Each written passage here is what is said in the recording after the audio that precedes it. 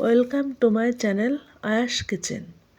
আজ আমি শেয়ার করব গুঁড়া দুধের তৈরি খুবই নরম, তুলতুলে এবং ভেতর থেকে মালাইয়ে ভরপুর একটা রসমালাইয়ের রেসিপি।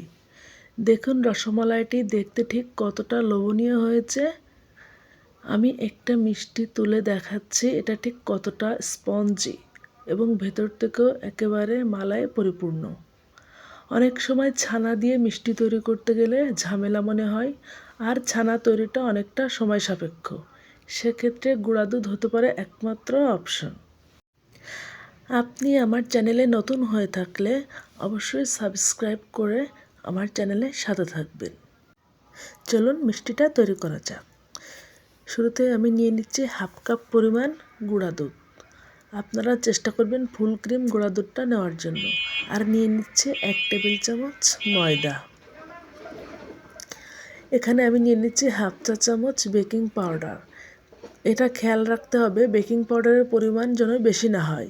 সেক্ষেত্রে মিষ্টিটা দুধের মালাইয়ে যখন দিবেন তখন একদম গলে যেতে পারে। অনেকের কাছ থেকে এরকম অভিযোগ শোনা যায়। আমি এখন সবগুলো শুকনো উপকরণ খুব হাত দিয়ে ভালো মতো মিশিয়ে নেব। মিশিয়ে নেওয়াটা ধৈর্য সহকারে খুব ভালো মতো করতে হবে, না হলে মিষ্টিটা তৈরি করার পর কোথাও নরম কোথাও শক্ত এমন হয়ে যেতে পারে।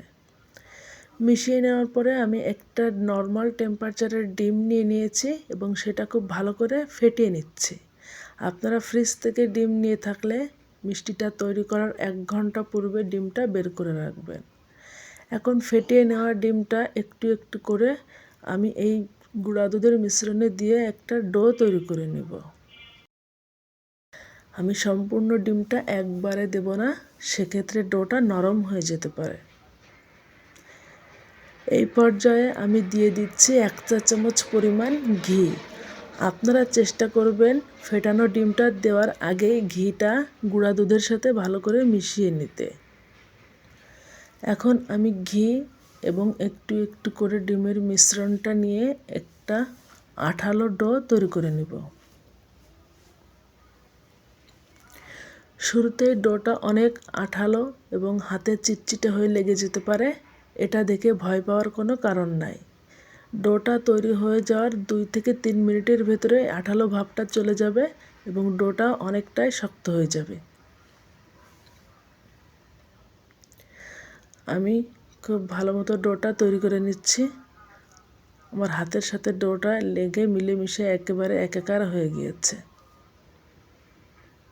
দেখুন আমার ডোটা ঠিক কতটা নরম এবং আঠালো হয়েছে।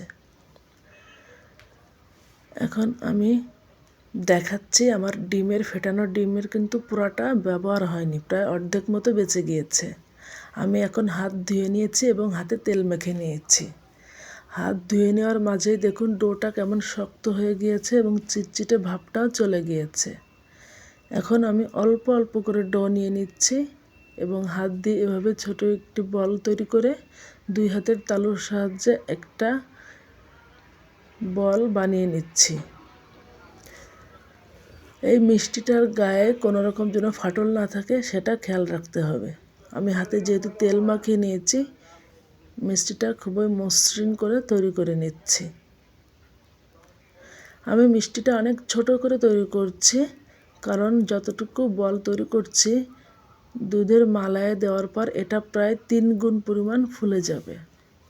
আমার সবগুলো মিষ্টি তৈরি করা হয়ে গিয়েছে। এখন আমি দুধের মালাইটা তৈরি করার জন্য একটি প্যানে দিয়ে নিয়েছি 3 কাপ পরিমাণ লিকুইড মিল্ক, 1 চিমটি লবণ। লবণটা না দিলে মিষ্টিটা পরিপূর্ণ তো পায় না। আমি এখন দিয়ে নিচ্ছি 1/3 কাপ পরিমাণ চিনি। চিনির পরিমাণ আপনারা বাড়িয়ে বা কমিয়ে নিতে পারেন যার যার স্বাদ অনুযায়ী। আমি এই মালাইটা খুবই পাতলা থাকা অবস্থায় মিষ্টিগুলো ছেড়ে দেব। এই জন্য চিনিটা দেওয়ার পর যখনই দুধটা ফুটে উঠবে তখনই মিষ্টিগুলো দিয়ে দেব। দুধটা ফুটে উঠেছে এর ভেতরে। এখন আমি সেই বানানো মিষ্টিগুলো একে একে দিয়ে দেব। মিষ্টিগুলো দেওয়ার পর আমি চুলাটা মিডিয়াম টু হাইয়ের মাঝামাঝি রেখে প্রায় 8 মিনিট মতো জাল করব।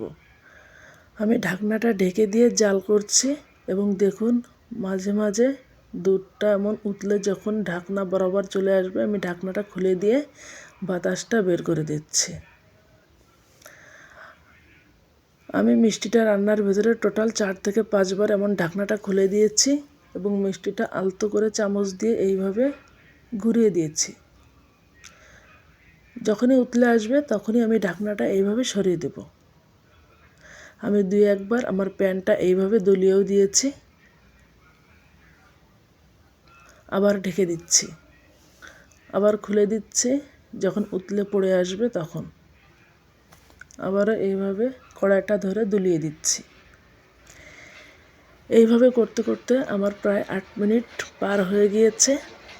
এর ভিতরে মিষ্টিটা আমার রান্না কমপ্লিট হয়েছে। খুব বেশি জ্বালানো যাবে না, সেক্ষেত্রে মিষ্টিটা ভেঙে যেতে পারে। আমি যেহেতু মালাইটা খুবই পাতলা করে তৈরি করেছিলাম, এখন এই পাতলা মালাইটা আমি আলাদা একটি কড়াইয়ে ঢেলে নেব। মালাইটা আমি আলাদা করে জাল দিয়ে কিছুটা ঘন করে নেব, তাহলে রসমালাইয়ের মালা খেতে অনেক মজা লাগবে। আমি প্রায় 10 মিনিট মতো জাল করে মালাইটা ঘন করে নিয়েছি।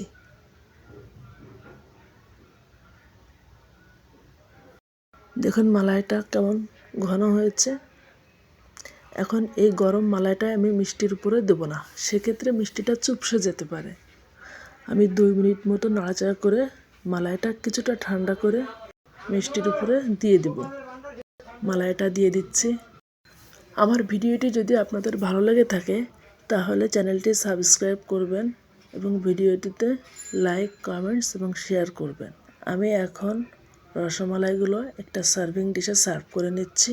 দেখুন কতটা আকর্ষণীয় লাগছে দেখতে। আমি একটা মিষ্টি তুলে দেখাচ্ছি কতটা স্পঞ্জি এবং নরম হয়েছে।